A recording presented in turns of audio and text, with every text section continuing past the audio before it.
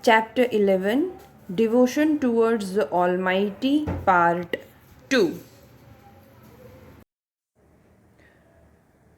Guru Nanak. He went to Sri Lanka, Arabistan, and Iran. He believed man is first a human being and then a person of a particular caste. There is only one God and everyone is equal to him. He is omnipotent, omnipresent, and omniscient. He is the Guru and the real Sahib. The Guru Nanak believed that with the help of Sadguru, one can attain real knowledge and can know him as one has to seek the shelter of God in order to remove ignorance. Satnam is accepted as a symbol of God and one must continuously chant God's name. He also believed that more than merely chanting his name, it is important to consider everyone equal, and only then does it becomes a sanctuary religion. People of different religion become his follower. They are known as Sikhs. His preachings are collected in the book titled Guru Granth Sahib.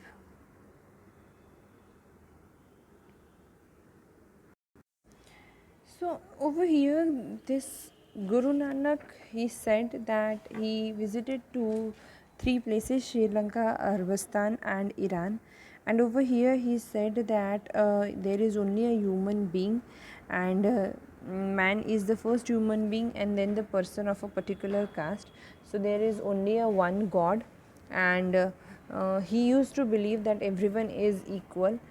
Now, when he says that everyone is equal, then he also used to say that he is an individual is having a total authority and omnipresent. That means everywhere, present everywhere. God is present everywhere, and omniscient. That means God is when God is having a total authority and he is present everywhere. He is knowing everything.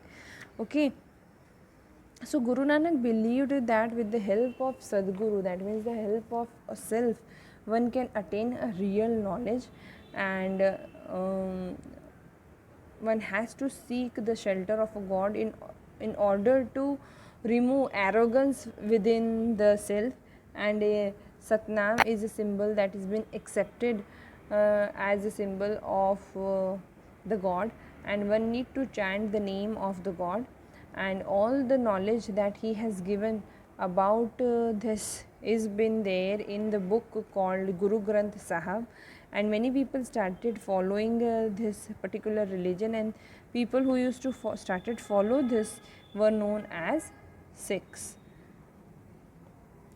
Next, moving ahead, is Swami Ramanand. In the second half of the 14th century, Swami Ramanand proved to have made a very strong and a noteworthy contribution to the Bhakti movement.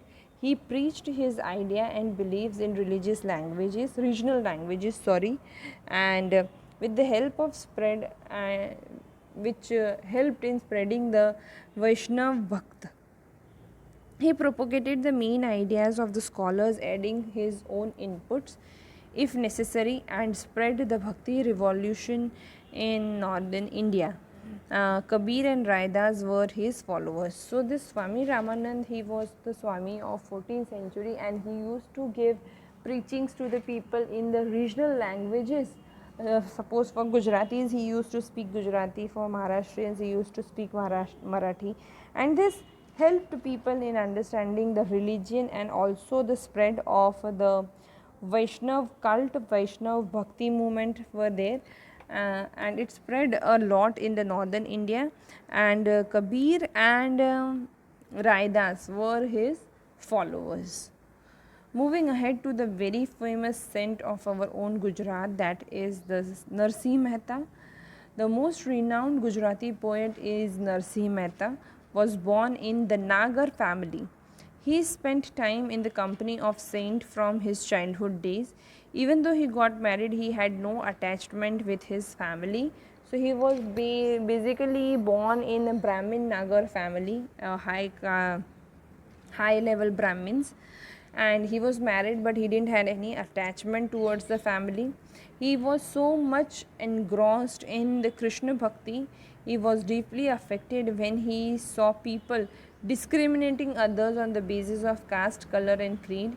He believed that पाल पक्ष त्यान नहीं, परमेश्वर समृद्धि ने सर्व सम्मान.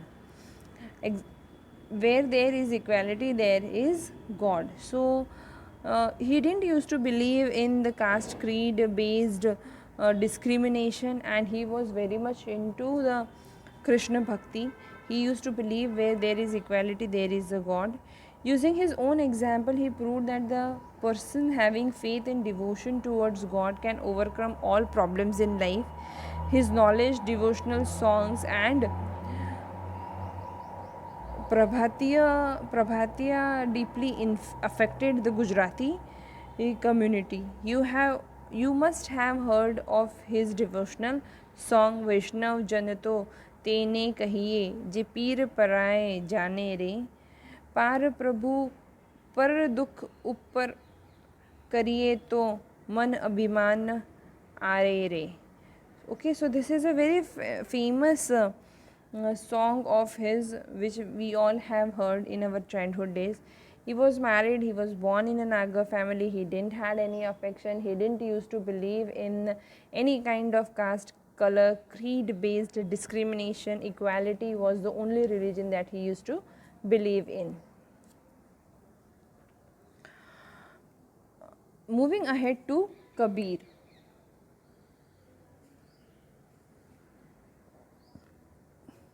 There is no accurate information about Kabir and his family.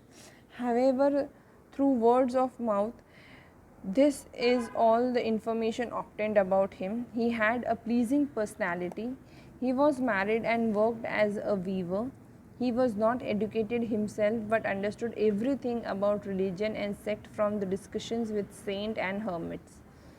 He started propagating this fact through verses and Sakhi, which had a deep impact on people. He practiced what he preached and lived his life accordingly.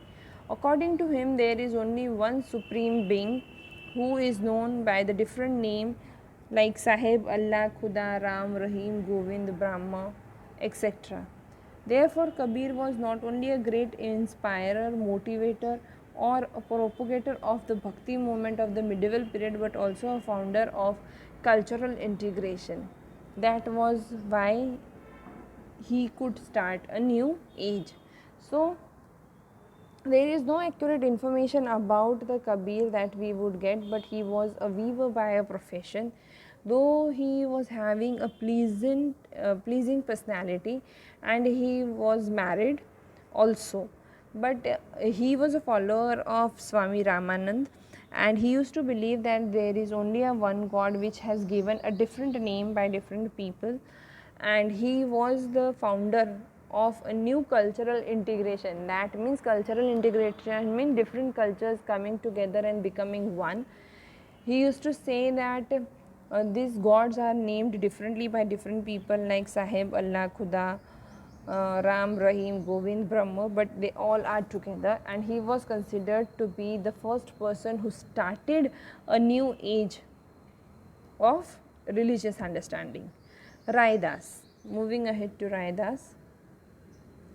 Raidas was born in Kashi. His father's name was Raghu and mother's name was Durviyani. He was benevolent and kind the kind from his childhood days. He would always help others selflessly, and that became his regular practice. He treated everyone equally. He considered fighting in the name of religious futile and meaningless. Mirabai was impressed by Raidas' devotion and thus became his follower.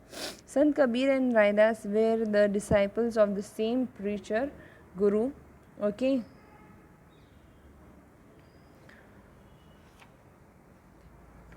So he was basically was born in Kashi, and he was the follower of Swami Ramanand Das. Okay. and he used to think that fighting in terms of religion is futile and meaningless. Mirabai was impressed by his work, and he used to help people selflessly. Okay, so this is about Raidas. Moving ahead, these are the few dohas of Raidas. Moving ahead to Tukaram. Tukaram. Bhakta Purandare established the devotion of Vittalnath Vithoba in Maharashtra in 11th century. After that, from 13th to 16th century, the above mentioned devotees propagated the Bhakti movement in Maharashtra. There were many saints and poets in Maharashtra between 13th and 17th century who wrote many songs that inspired people even today. The most among them was Tukaram, who was appreciated by people for his devotion. All these saints opposed rites and ritual, superficial piousness, and caste distinction. They also believed that a people can worship God without renouncing the world. One, most, one must help the needy and serve them, as real devotion is to solve the problems of the needy. He gave humanism a whole new meaning. So Bhakta Purandara used to worship Vithoba, which is means Lord Vishnu in Maharashtra, and he was from the 13th to 16th century, and he propagated a bhakti movement. He was also of the belief that a bhakti movement cannot be based on the caste, creed, and superficial distinction.